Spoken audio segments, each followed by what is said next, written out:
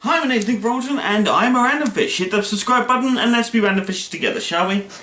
So, yeah, on my Facebook page, yes, I do have a Facebook page now, look up I am a Randomfish and hit that like button for me, please, if you haven't already. If you have, thanks very much. So, I put up a little status saying, what films do you think I should look at, what movies do you think that are meh?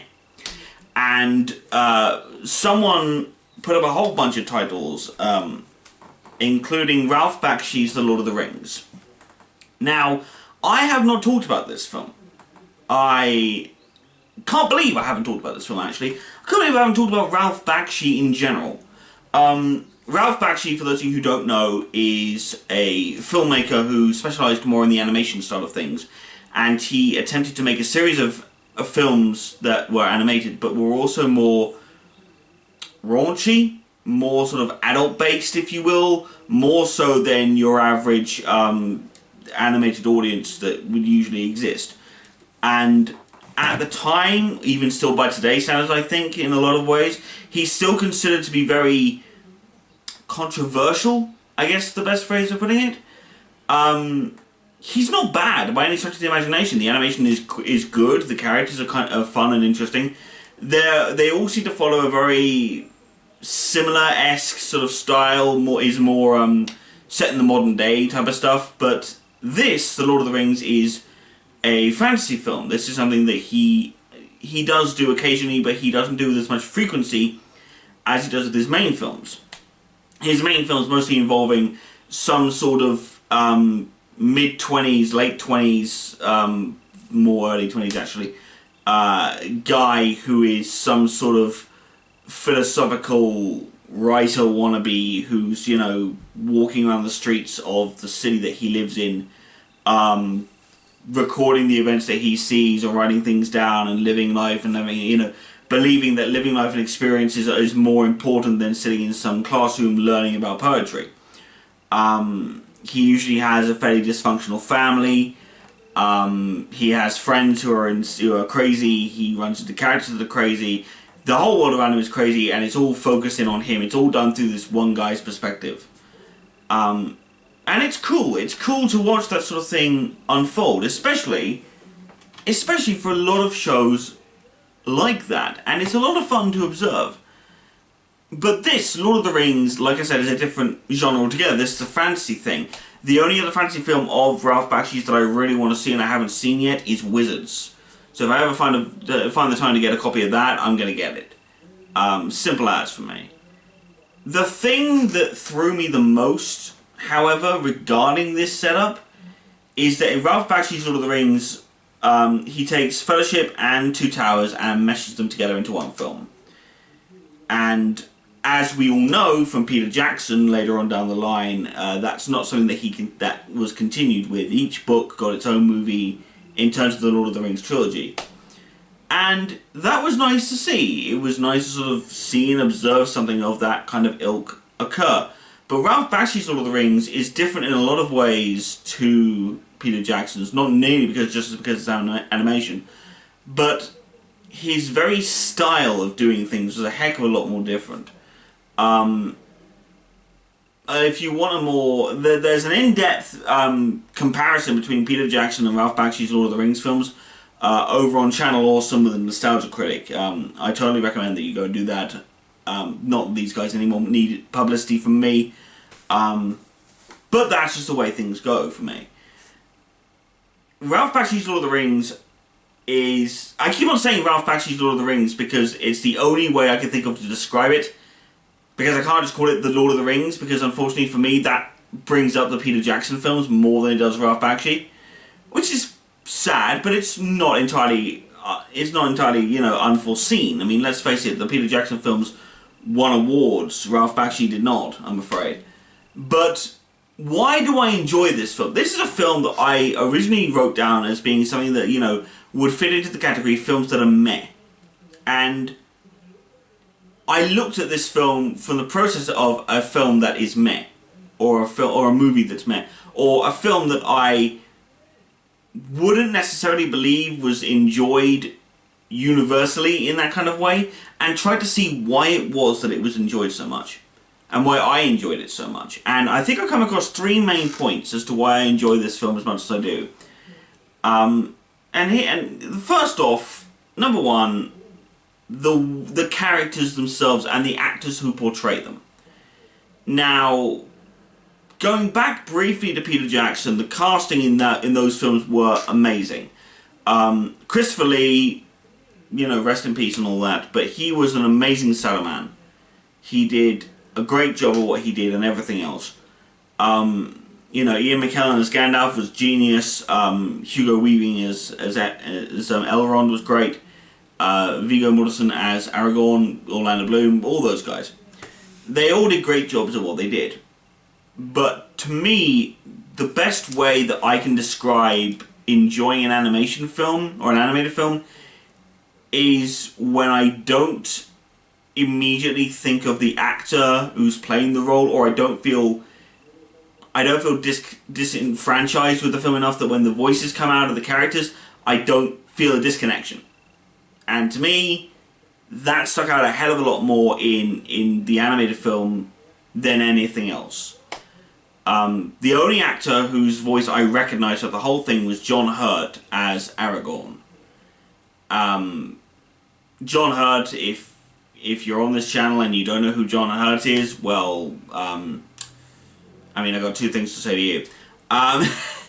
But John Hurt is one of the best actors, one of the greatest. He's left us now, but he was a great actor at his time. He's played various characters over the years. One of the more recent ones he did was the War Doctor in Doctor Who, for which he received numerous amounts of praise from various people, which was lovely.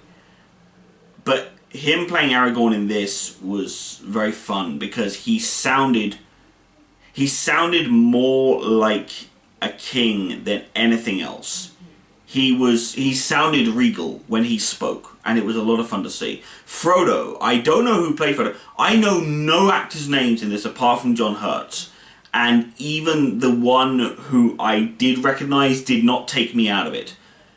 Certain actors' voices with animation, this goes for anything that's in animated form, if you don't feel that the voice matches the character, you've immediately lost it. You've lost connection to the film. You cannot get into the film from that point along. Even if the other actors' voices are perfect, that one voice will keep you focused. Even if it's not even a central character, you will stay focused on that one voice for ages. It's incredibly frustrating. But Frodo was voiced perfectly in this, and the one thing I will always say about Frodo in this is that he's much more badass than the rather perfectly cast Elijah Wood in the Peter Jackson films. Because there's a beautiful scene in Fellowship of the Ring when the ring wraiths have them trapped up on that moment, and Frodo, they're trying to get the ring off of Frodo, and Frodo fights back, or tries to fight back. In the Peter Jackson version, he doesn't even draw his sword. He drops it, collapses on the ground, and crawls away from them. In the animated film, he fights them. He actually takes them on in a one-on-one fight, which is very weird. The characters that are vaguely sort of thrown about are a lot of fun to sort of see. The actors who play them have got some great ideas. They have some great voices. The only actor who's a little bit over the top is the guy playing Gandalf. Simply because of his slight old manish response to stuff like the Fool of a Took scene. Again, in Fellowship, when Pippin drops the hat and staff down the well, or drops something behind, drops a skeleton in the well, and Gandalf walks up to him, and again, in Peter Jackson's version, he says, Fool of a Took, throw yourself in next time, rid us of your stupidity. And in the Ralph Bakshi version, he says, Fool of a Took, throw yourself in next time, fool of a Pippin, He's saying something in complete gibberish. But it's so ridiculous that you find yourself still enjoying it despite that. Yes! That's what I like to see. And And I will give a big shout out to Ralph Bakshi as a director, for the character sort of things more than anything else. When they talk about the Moria dwarves falling to the orcs, Gimli in this one, he doesn't even cry. He's sorrowful, but he's so sorrowful to the point that nothing's actually, there are no words. There is no scream big enough that he can yell. He hears all of this, closes his eyes in complete shock, and turns away and walks away, still listening to Gandalf. It's not an over-the-top moment, which I thoroughly enjoy, and that leads me nicely into my second point, which is subtlety. Yes, I am saying that Ralph Bakshi has more subtlety than Peter Jackson does. Let me explain. In the opening of Fellowship of the Ring, it talks about the forging of the rings, and it talks about the fight between the Men and Elves' last alliance against the armies of Mordor, and eventually Sauron comes out to do battle.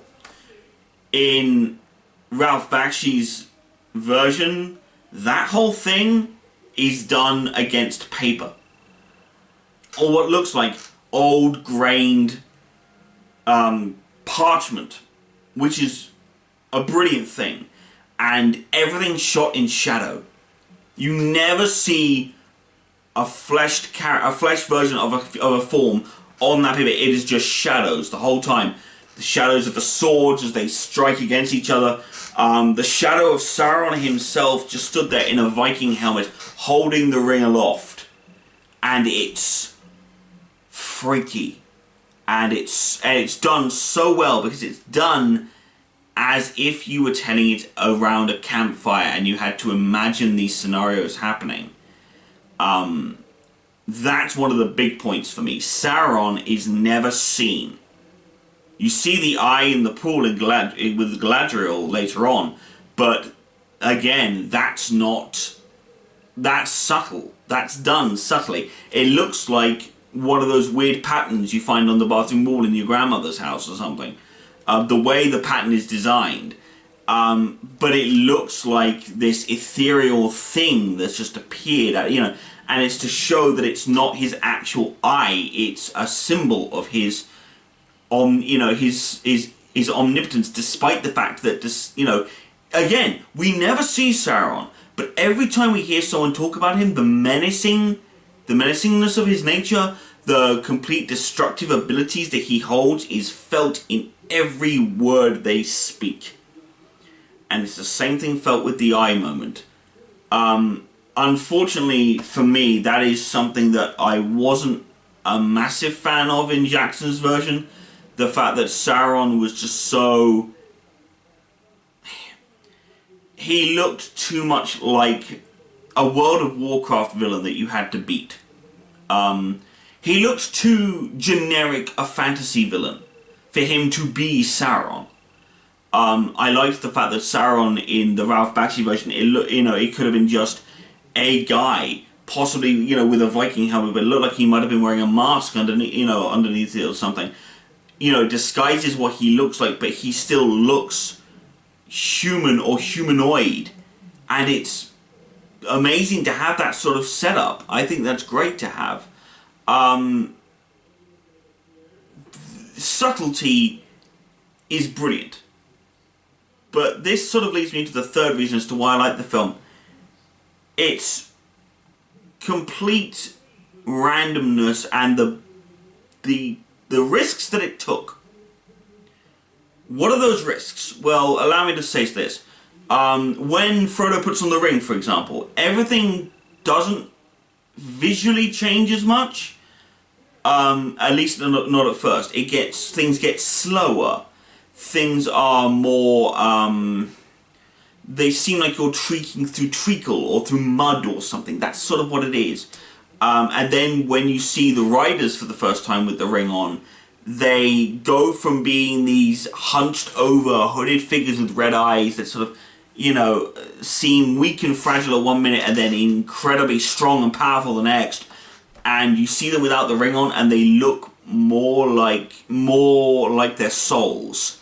twisted, broken and put together over multiple times, less human than they've ever been. Because you have to remember that the Ringwraiths were once human. They were once these, you know, these 9 kings who were given these 9 rings, and then they were enslaved into the Dark Lord's grip. And since then, they've become basically walking shadows of what they used to be, and that's what I love about that setup. When you put on the ring, they don't try to resemble humans as much. They try to resemble more humanoid monsters. And again, something I visually prefer so much over the Jackson versions. With Jackson, they were human, but they were ghostly human, and they didn't seem like they'd surrendered their humanity. They looked like they were kind of the villains that could have been saved. And that's not what you want the Wraiths to be. You want them to be these unstoppable soldiers of darkness. They have been corrupted beyond any means. Their humanity is gone, as far as they're concerned, and they enjoy it. And I think that's what makes it interesting. Not only are these guys, surrendered their humanity, but they did it. They've done it almost to the point where they no longer care to restore it. And I think that's where it all mostly comes from for me. And the other thing with that is the fight scene at Helm's Deep. Now, I said that this combined the 2 films. And Helm's Deep battle is interesting because it's sort of like Bakshi was looking at this scene, and they went, "What do you want us to do with it?" And he went, "Well, I want it to be a bloodied, epic, rough, violent, cutthroat, almost brutal fight scene. But I want it to be done all on a back sheet of red. It's like someone just took a giant can of red paint and just dumped it all over the parchment." Again, not bad. Not something I overly enjoyed about the film, but it was a bold move to take. And that's the best thing about this, is that it takes bold, powerful risks in terms of its visual storytelling, in terms of where it's going. It stays loyal to the book, yes, but there's a lot of things cut from that. Just as there were things cut from the Jackson films, there were more things cut from Bakshi's. But I mean, Gollum wasn't as particularly compelling in this as he was in Peter Jackson's. That's fine. I wasn't really that obsessed with him. I enjoyed sort of the red, like Sam in this version is less of a no-nonsense type protector / best friend, and more of a bumbling oaf. I'm gonna have to side with Jackson on this, unfortunately. But it feels like they kind of took the 2 characters and they turned them around. Frodo went from being a slight badass who fought against the Ringwraiths in this version to being a complete wimp that drops his sword in Jackson's. From Sam being a complete and utter oaf in this one to becoming a badass fighter character in this. It's so... What happened? Did Jackson look at what Ralph had done and just sort of went, I want to do the complete opposite, I want to do a complete 180? Did he think? I doubt that he thought that, really, but it's a theory. But I will say this, people. Go watch it. Watch the animated Lord of the Rings film, because it's incredible. I would not recommend watching the Return of the King version, but hey, that's just me. But no, please, watch that film. Watch anything from Ralph Bakshi, because, frankly, the guy is a genius. He's fun. He's weird. He's raunchy. Anyone who's of my age range, or, 18 or over, I'm going to have to say this, please check out his films. If you're below 18, you're watching my videos, yeah, I guess, but, content warning and all that, I don't know. I should have put that, I doubt I was going to put that at the beginning of my videos anyway. But, please, go watch it, because, frankly, you'll be happy you did. You will. You'll be happy you did, my little Randomfishes. But, until next week, please continue to like my Facebook page, Please follow me on here. Please like this video. Please tweet me at the Randomfish. I am always available. Please do give me ideas for what it is that you would want me to review next, because it's a lot of fun to find. Randomfish out.